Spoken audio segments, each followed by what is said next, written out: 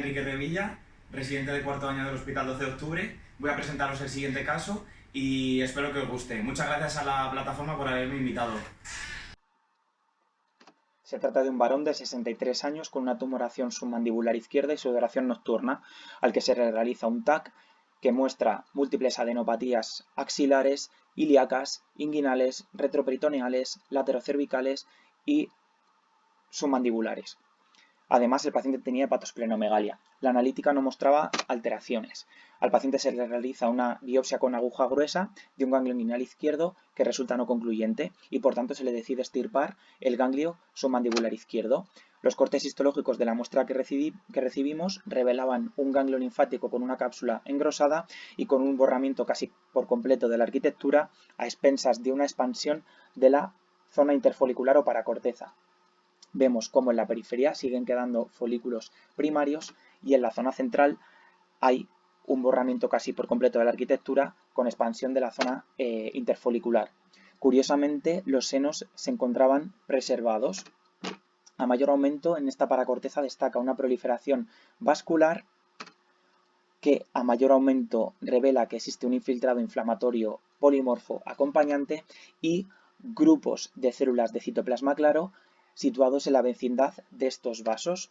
A mayor aumento, estas células de citoplasma claro presentan unos bordes citoplasmáticos muy bien delimitados, unos núcleos intermedios, irregulares e hipercromáticos y un infiltrado inflamatorio polimorfo acompañante constituido por eosinófilos, por alguna célula plasmática, por algún histiocito y por blastos.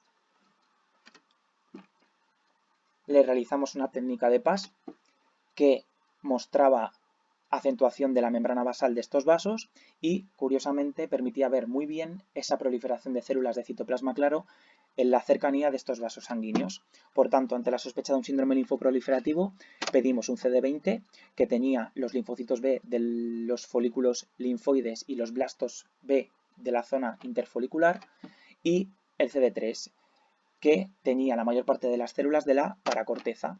Como veis, las células que estaban adosadas a esos vasos sanguíneos se tiñen con CD3.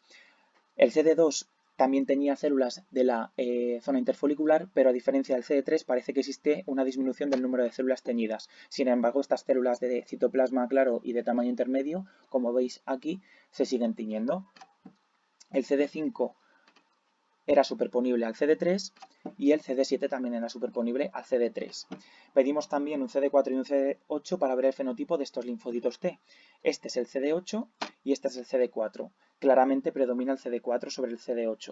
Por tanto, con un CD20 que nos tiñe los linfocitos B de los folículos linfoides primarios y los blastos de la zona interfolicular y que el resto de células, en especial las que estaban alrededor de los vasos, fueran de fenotipo T, positivas para CD3, para CD5, para CD7 y para CD4 y con pérdida de CD2 sospechamos un linfoma T.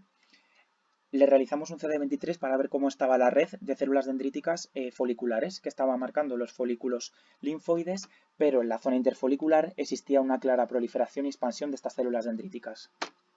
Por tanto, ante esta histología, ante estos linfocitos T, con un perfil de CD4 positivos y ante una expansión de células dendríticas foliculares, la sospecha fue de un linfoma T angiomonoblástico. Y para confirmarlo hay que pedirle marcadores de diferenciación T-helper, porque el linfoma angiomonoblástico forma parte de este grupo de linfomas junto con el linfoma T folicular que expresan estos marcadores. El CD10 fue positivo en las células cercanas a los vasos, el BCL6 tenía de manera nuclear estos linfocitos de tamaño intermedio, el PD1 tenía la membrana muy bien de estas células, el CXCL13 fue el que peor salió, pero también marcaba el citoplasma de algunos de estos linfocitos cercanos a los vasos y el ICOS también tenía la membrana plasmática de estos linfocitos con citoplasma claro. Le realizamos un estudio de hibridación in situ para el virus de Epstein-Barr que resultó positivo. Vemos como alguna de estos blastos del infiltrado acompañante se tenían para el EVER y por tanto el diagnóstico del caso fue de un linfoma T angiomonoblástico. El linfoma telangiomoroblástico es un linfoma de células T maduras con fenotipo T-helper que suele afectar a varones de edad avanzada. La etiología fundamental es el virus de Epstein-Barr y cursa con una linfadenopatía generalizada, con hepatosplenomegalia, alteraciones cutáneas en forma de exantema y síntomas B, con fiebre, sudoración nocturna y pérdida de peso. Los hallazgos microscópicos son los que hemos estado viendo en nuestro caso. Tenemos una expansión sobre todo de la zona paracortical que borra de manera parcial o total la arquitectura del ganglio. Tenemos una característica preservación de los senos subcapsulares.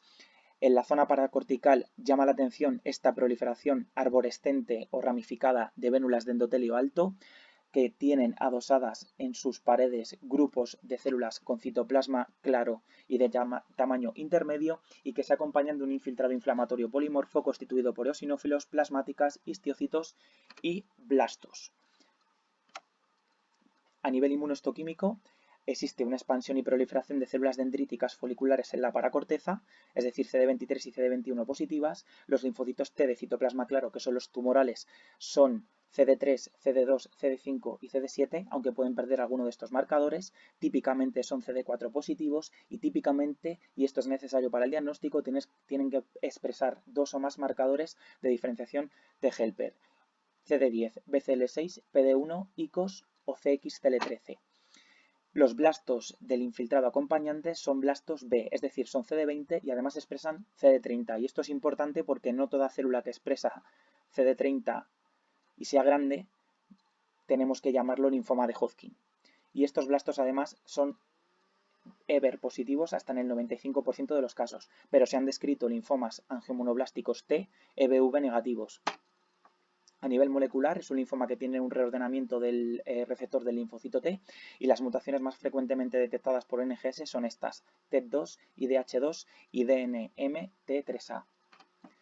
Es un linfoma que tiene una supervivencia escasa y una de las complicaciones que puede ocurrir es que los blastos EBV positivos proliferen y den lugar a un linfoma B difuso de células grandes. Y cosas para llevarnos a casa: el linfoma telangiomoroblástico tenemos que sospecharlo cuando tenemos un borramiento parcial o total de la arquitectura ganglionar, cuando tenemos una proliferación ramificada de vénulas de endotelio alto y de células dendríticas foliculares, cuando tenemos grupos de células de citoplasma claro alrededor de estos vasos que expresen marcadores T y de diferenciación TFH y que exista un infiltrado inflamatorio polimorfo acompañante de eosinófilos, plasmáticas y blastos EBV positivos. Y simplemente dar las gracias a Pathologies Online por haberme dejado participar en este proyecto. Un saludo.